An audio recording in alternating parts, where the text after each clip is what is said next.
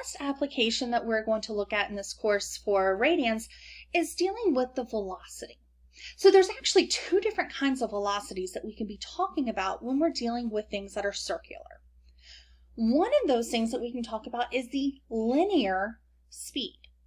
So the linear speed is telling us how much distance is traveled along the circle. So I want you to imagine a wheel. If you were to turn that wheel in the car and you were to do a 60-degree turn in that wheel, you're not going to go very far, but the linear distance there, like we're dealing with the actual linear piece of that travel. When you are driving your car, your tires are making circular rotations or revolutions, and it's making you go in a linear direction. So you can also kind of see that there's two different ways to be describing your speed in terms of that linear distance if you were to unwrap the circle, or looking at the angular where you're just looking at basically revolutions over time.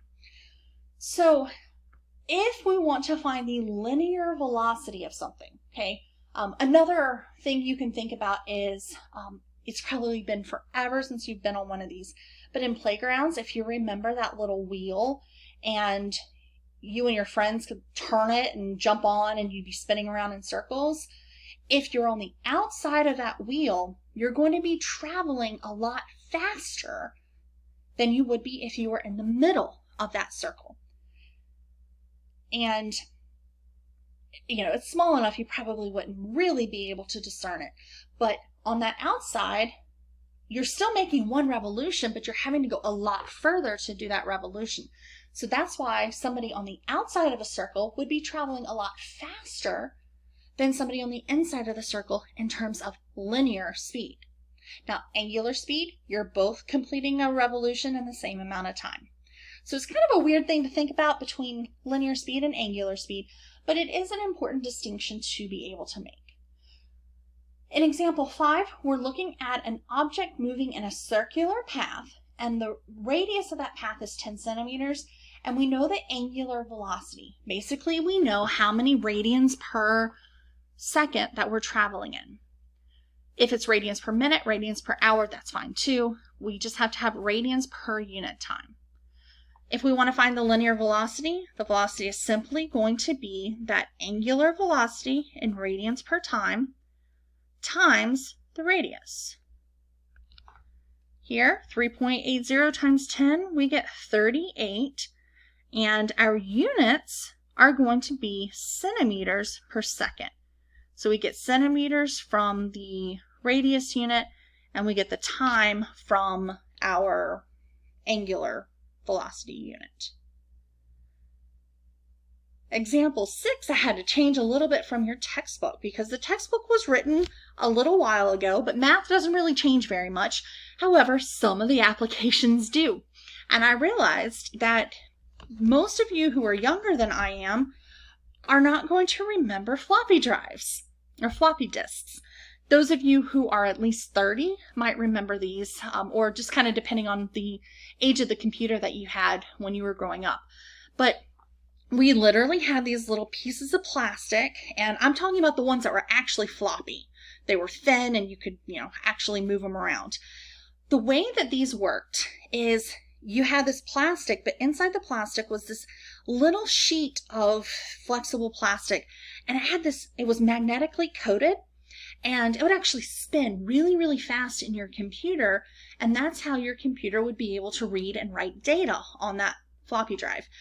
And I couldn't remember how much they held, and so I did a little research, and it turns out that those floppy drives held 1.2 megabytes of data. And I'm not always great with knowing how much size things are, but I know you can send emails with up to 25 megabytes, so I knew that these floppy drives really didn't hold very much.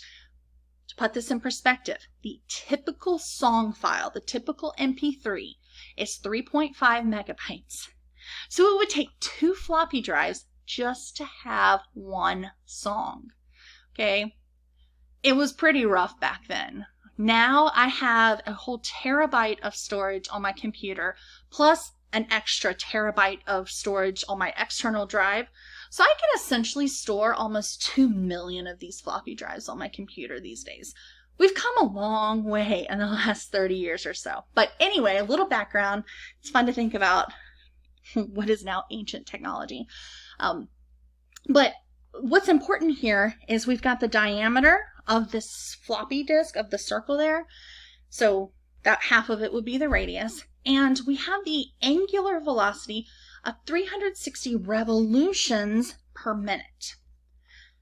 We have to have our angular velocity in radians per unit time, but right now we're just given the number of revolutions. If we need to convert from revolutions into radians, it's actually not a difficult thing to do.